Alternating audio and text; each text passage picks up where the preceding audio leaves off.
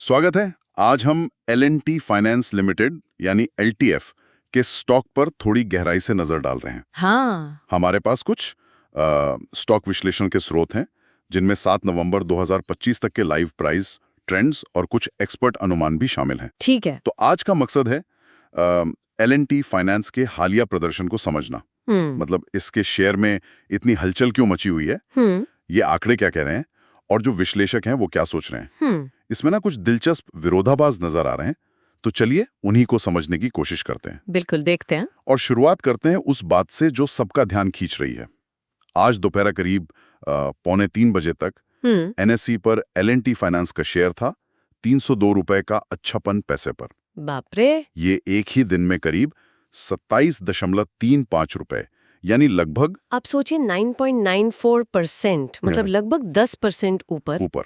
ये तो बहुत बड़ी उछाल है। हाँ, ये तो काफी ज्यादा एक दिन के हिसाब से। और इतना ही नहीं, इसने आज अपना नया 52 हफ्ते का हाई भी बनाया है। अच्छा। और वॉल्यूम की बात करें तो NSE और BSE मिलाकर लगभग 7.03 करोड़ शेयरों का ट्रेड हुआ है। 7 करोड़। हाँ, ये औसत से कहीं ज्यादा है। मतलब साफ है कि आज इस स्टॉक में लोगों की दिलचस्पी बहुत बढ़ी हुई है और बड़े पैमाने पर खरीद फरोख्त चल रही है। ये आंकड़े अपने आप में काफी कुछ कह रहे हैं। बिल्कुल, ये आंकड़े तो नजरअंदाज करने वाले नहीं हैं। और थोड़ा सा अगर हम पीछे जाएं संदर्भ के लिए, तो L&T फाइनेंस मतलब LTF ये 2008 में स्थापित हुई थी। ये मुख्य रूप से लेंडिंग के कारोबार में है, उधार देने के।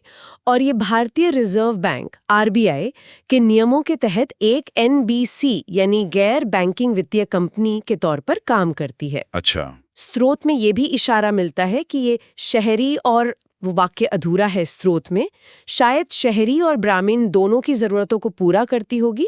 पूरी जानकारी तो नहीं है, पर मूल बात यह है कि ये फाइनेंस सेक्टर की जानी मानी कंपनी है, 1 दशक से ज़्यादा से मार्केट में है। ठीक है, तो एक स्थापित MBFC है और आज का प्रदर्शन तो कमाल का है। करीब 10% की बढ़त, नया हाई और इतना ज़्यादा वॉल्यूम। क्या ये किसी खास खबर की वजह से है या बस बाजार की तेजी का असर? स्रोत इस पर कुछ बताता है। देखिए, स्रोत सीधे तौर पर किसी खास खबर का जिक्र तो नहीं करता, लेकिन हाँ, इतनी बड़ी हलचल और इतना वॉल्यूम अक्सर किसी न किसी कैटलिस्ट, किसी उत्प्रेरक की ओर इशारा जरूर करते हैं। चाहे वो कोई कंपनी से जुड़ी घोषणा हो, या सेक्टर से जुड़ी कोई बड़ी खबर हो, या फिर सिर्फ बाजार का जो सेंटिमेंट है वो बहुत मजबूत हो। अब थोड़ा और गहराई में जाके देखते हैं कि इसके बुनियादी और तकनीकी संकेतक क्या कहानी बता रहे हैं। हाँ, वो देखते हैं। हमारे स्रोत में एक DVM स्कोर का जिक्र है, ड्यूरेबिलिटी, वैल्यूएशन और मोमेंटम। हाँ, DVM स्कोर, इनसे क्या पता चल रहा है? खासकर आज की जबरदस्त उछाल को देखते हुए। हाँ, तो दिलचस्प बात यह है कि स्रोत के अनुसार ड्यूरेबिलिटी यानी कि वित्तीय ताकत वो मध्यम बताई गई है, मीडियम फाइनेंशियल स्ट्रेंथ। मध्यम, हाँ। और वैल्यूएशन भी मध्यम ही है, मिड वैल्यूएशन। तो मतलब बुनियादी तौर पर कंपनी को एक औसत दर्जे का आंका गया है, न बहुत मजबूत न बहुत कमजोर। सटीक स्कोर तो सब्सक्रिप्शन के पीछे हैं, पर श्रेणियां यही बताई गई हैं। मध्यम वित्तीय ताकत और मध्यम मूल्यांकन, लेकिन शेयर आज 10% ऊपर है। ये थोड़ा मतलब हैरान करने वाला है। मोमेंटम स्कोर के बारे में क्या? शायद वो इस उछाल को समझा पाए। हाँ, सही पकड़ा आपने। मोमेंटम स्कोर 64.2 है 100 में से, जिसे स्रोत तकनीकी रूप से मध्यम तेजी वाला या टेक्निकली मॉडरेटली बुलिश बताता है। अच्छा, 64.2। हाँ, तो यहाँ एक पहलू मिलता है कि तकनीकी गति सकारात्मक है, भले ही बुनियादी ताकत और मूल्यांकन मध्यम हो सकता है यही मोमेंटम इस हालिया चाल को हवा दे रहा हो। ये एक दिलचस्प मिक्सचर है, बुनियादी तौर पर औसत, पर तकनीकी रूप से रुझान पॉजिटिव। अच्छा, स्रोत में एक और बात थी, टर्न अराउंड पोटेंशियल या पलटवार की क्षमता।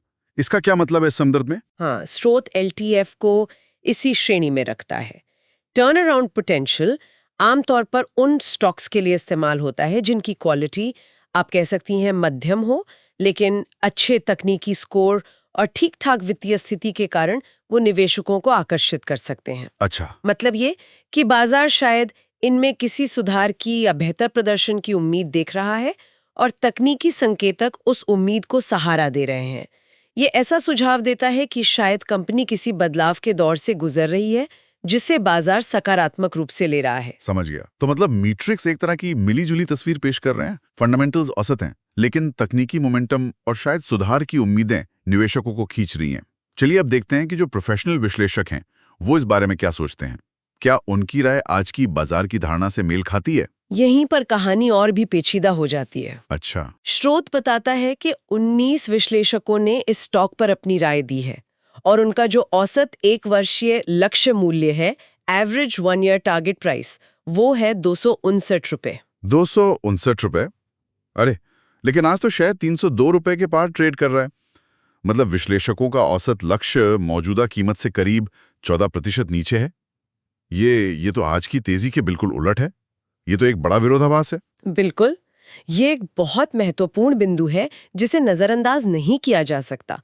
मतलब विश्लेषकों का एक समूह औसतन ये मान रहा है कि शेयर की कीमत यहाँ से नीचे जानी चाहिए, जबकि बाजार उसे ऊपर की तरफ धकेल रहा है। और क्या इन विश्लेषकों की रेटिंग्स के बारे में कोई जानकारी है? शायद उससे कुछ और संकेत मिले कि वो खरीदे कह रहे हैं या बेचें? हाँ, स्रोत रेटिंग्स का एक ब्रेकडाउन तो देता है। S के लिए 31, W के लिए 8, O के लिए 9 और T के लिए 1। SWOT। लेकिन यहाँ एक बड़ी दिक्कत है। स्रोत ये साफ नहीं करता कि इन अक्षरों SWOT का मतलब क्या है। अच्छा। ये strong buy, weak buy, hold, sell हो सकते हैं या कुछ और भी। तो बिना इस स्पष्टीकरण के ये आंकड़े हमारे लिए ज्यादा उपयोगी नहीं रह जाते। ये अधूरी जानकारी थोड़ी निराशाजनक है, क्योंकि इससे विश्लेषकों की राय का पूरा अंदाजा नहीं लग पा रहा है। हाँ, ये वाकई अजीब है कि मतलब नहीं दिया गया। तो हम मुख्य रूप से उनके औसत लक्ष्य मूल्य पर ही निर्भर कर सकते हैं, जो मौजूदा बाजार के रुझान से काफी अलग है।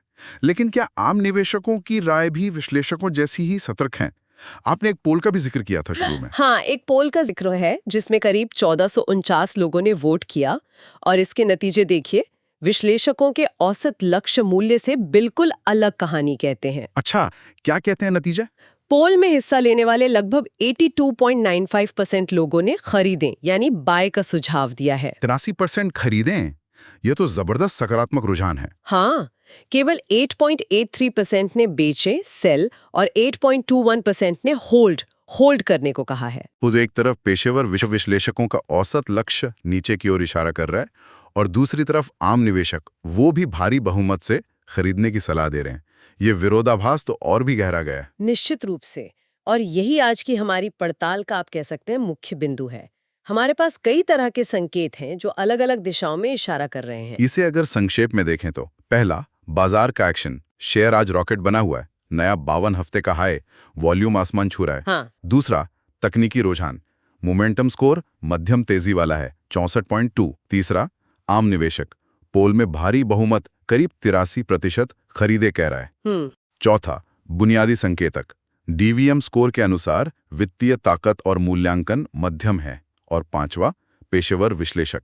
औसत लक्ष्य मूल्य मौजूदा स्तर से 14% नीचे है। बिल्कुल, ये स्थिति दर्शाती है कि बाजार में अक्सर अलग-अलग कारक कैसे टकराते हैं।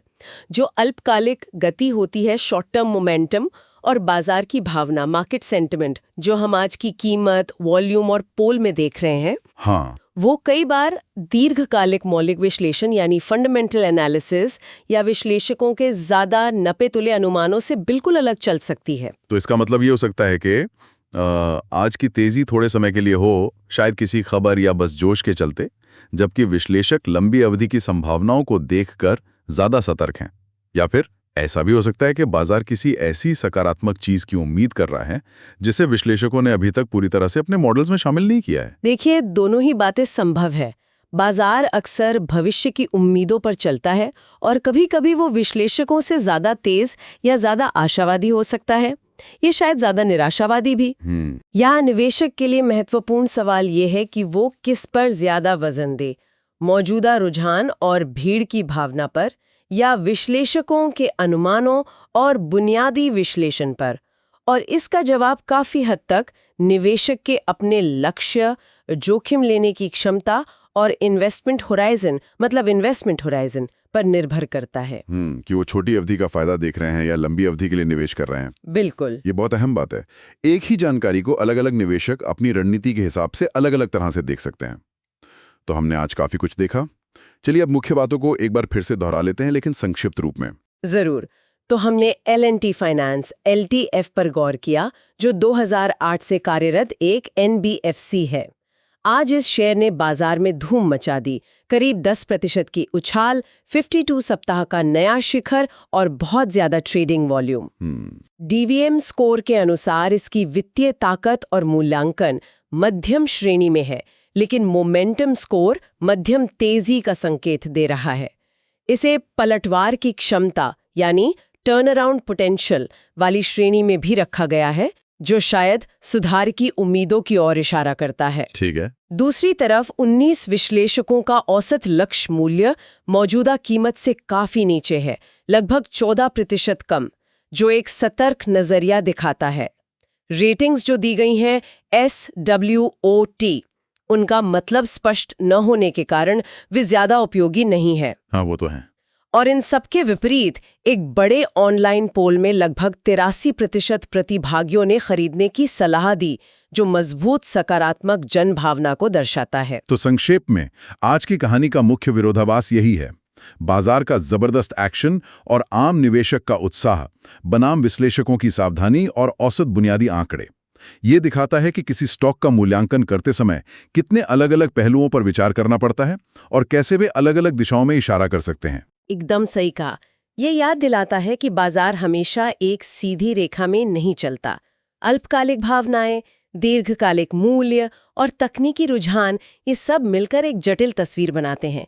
निवेशक को अपनी सूझबूझ और रणनीति के अनुसार ही इन संकेतों को समझना और इस्तेमाल करना होता है। अंत में एक विचारणीय प्रश्न छोड़ जाते हैं।